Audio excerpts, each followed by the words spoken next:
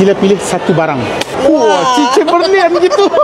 Assalamualaikum. Selamat siang, Cikgu Syahri, Sultan Kebahagiaan. Saya kini berada di Jakarta, Indonesia. Macam biasa, misi saya hari ini mudah. Cari suami isteri, pasangan untuk saya bahagiakan diorang. Jom, ayo, jangan putus asa. Indonesia pasti maju.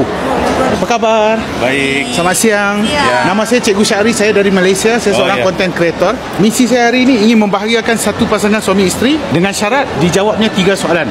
Mau nggak? Boleh. Boleh? Boleh coba. Oh, bisa. Okey, permainannya begini. Saya akan tanya sama isteri Pak 3 soalannya. Jawabannya juga daripada Mbak. Lepas didapat jawapannya, saya akan tanya kepada Pak balik. Bisa? Oh ya. Bisa. Boleh kita coba. Boleh saya pinjam? Oh, boleh. Jawabnya perlahan aja, Mak. Ada mic. Okey. Soalan pertama yang mudah. Maafin jika bahasa saya kurang. Apakah makanan kegemaran Mbak? Sushi. Jenama sampo yang favourite. Gitu. Sampo yang saya pakai? Ya. Head and Shoulder. Nombor 3. Bila kali terakhir suami ibu memberikan barang kemas? Terakhir kali suami kasih saya barang tahun lalu. Tahun lalu? Iya. Oh, barang apa itu? Kasih saya sepatu. Sepatu. Okay. Semoga sama dan ibu harus validasinya jawapannya ya. Okey, mari ke sini. Okey, usah khawatir Pak Iya. Okey, soalan pertama, apakah makanan kegemaran isteri? Sushi. Wih, padu.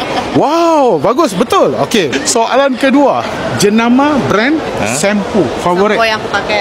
Shampoo yang dipakai. Sampo. Head and Shoulder. Wih. Waduh. Lemon. Lemon. Lemon. Wih, spesifik. Lagi bagus. Alright. Nombor 3. Okey. Kali terakhir bapa memberikan barang kemas kepada isteri bila? Kado. Ulang tahun dong, April. Jawapannya betul. Maksud dia betul-betul suami yang bagus.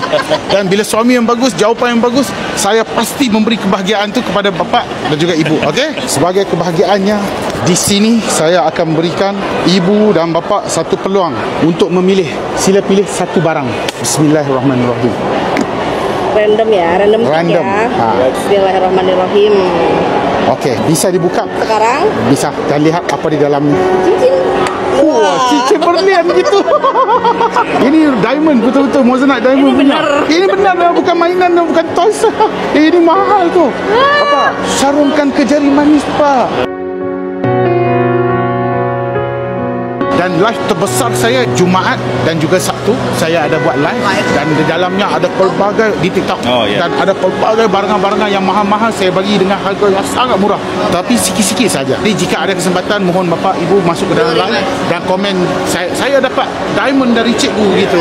Saya baca komen itu nanti saya hantar satu lagi. Terima kasih. Ajak teman-teman juga. Ya, bisa. Terima kasih Pak. Terima kasih. Hai sayang. Bye-bye. Bye-bye. Yes, kita berjaya juga guys. Indonesia pasti bahagia bila saya ada. Kita jumpa dan terjah dan cari lagi yang akan datang. Yes.